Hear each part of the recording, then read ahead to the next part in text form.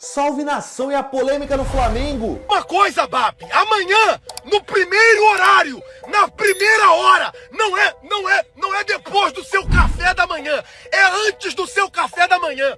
Pega o seu telefone e liga pro presidente da Conmebol pra reclamar. Absurdo, bizarro.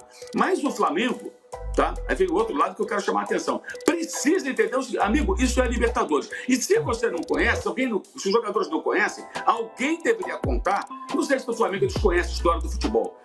A história. Você vai ver a atitude bizarra que tá chamando a atenção após escândalo de arbitragem. Tá, que eu acho que não pode ser ignorado. O Flamengo já está na hora de aprender a jogar a Libertadores como ela é. E como ela é? Ela é isso. A Libertadores, no passado, já teve mais casos de arbitragens polêmicas, mas ainda acontece. Ainda acontece. Vira e mexe acontece. Tá? Esse tem um currículo de atrapalhadas. No jogo entre Corinthians e Atlético Mineiro 2021, a própria Conmebol suspendeu por 6 meses, mas estranhamente ele continua sendo premiado com jogos importantes, como a goleada da Argentina sobre o Brasil nas eliminatórias. Era ele o árbitro. Né? Também a Recopa, Fluminense, LDU, Fluminense reclamou muito. E outros, Corinthians e Fortaleza na Sul-Americana, né, quando o Fortaleza foi até a final, também foi ele. Então ainda é escalado esse colombiano para jogos estranhos. Por que ele é escalado? Não sei. Porque essa é a pergunta. Por que alguém que é a Conmebol já suspendeu por 6 meses é escalado? E ontem, no primeiro tempo, já ficou bem clara a, vamos dizer assim, má vontade dele com o time brasileiro. Ele dá cartões amarelos no meio-campo por faltas comuns de Saul e Samuelino no intervalo de 8 minutos. E não aplica cartão aos jogadores dos Estudiantes que fizeram faltas muito mais duras, especialmente do Arrascaeta. Ali já me chamou a atenção. Falei, esse cara está pendurando o time do Flamengo em qualquer oportunidade mínima que tenha.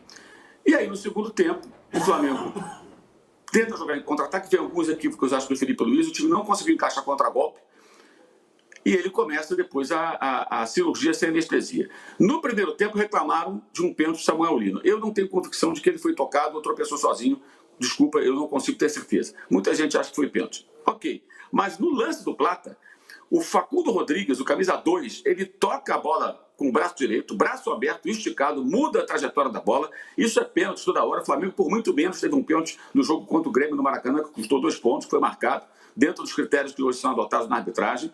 Na sequência do lance, o mesmo jogador chuta claramente o pé do Gonzalo Plata, e o Plata, que tinha levado o cartão amarelo desses aí que ele estava distribuindo para os jogadores do Flamengo, toma o segundo amarelo e é expulso. O Flamengo vai recorrer, alegando que há, inclusive, jurisprudência. Romagnoli pelo São Lourenço contra o Cruzeiro em 2014 e em 2018, Dedé pelo Cruzeiro contra o Boca tiveram expulsões anuladas por erros de arbitragem, que os vídeos mostraram que os árbitros erraram. E naquela época não tinha VAR, agora tem VAR.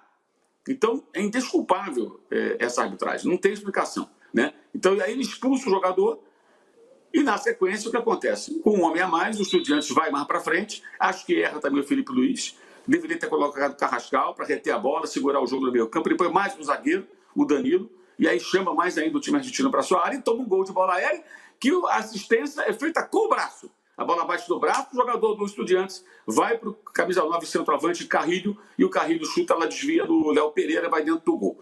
Então foi um pacote de erros, assim, absurdo, bizarro. Mas o Flamengo, tá? Aí vem o outro lado que eu quero chamar a atenção. Precisa entender, amigo, isso é Libertadores. E se você não conhece, se os jogadores não conhecem, alguém deveria contar. Não sei se o Flamengo desconhece a história do futebol.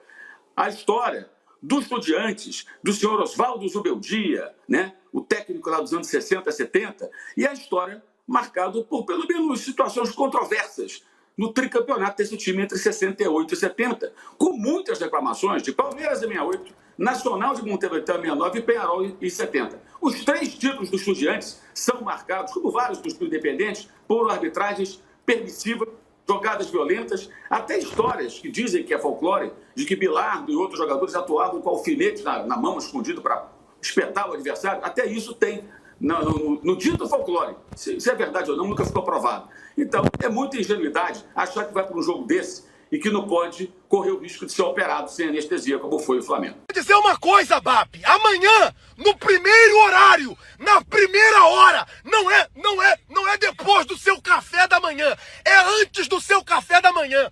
Pega o seu telefone e liga pro presidente da Conmebol para reclamar dessa arbitragem. O que fizeram com o Flamengo aqui hoje dentro do Maracanã é um absurdo, é um absurdo. A expulsão do Gonzalo Plata é absurda. Os cartões amarelos distribuídos e não dados para os jogadores do Estudiantes é um absurdo. A fala do Pedro Henrique Torre, que o quarto árbitro pede para trocar o jogador do Estudiantes porque ele estava batendo muito. Isso é absurdo. Não pode o Flamengo ser roubado dentro do Maracanã. Não pode o Flamengo ser prejudicado dentro do Maracanã numas quartas de final de Libertadores. Eu não quero que ajude o Flamengo.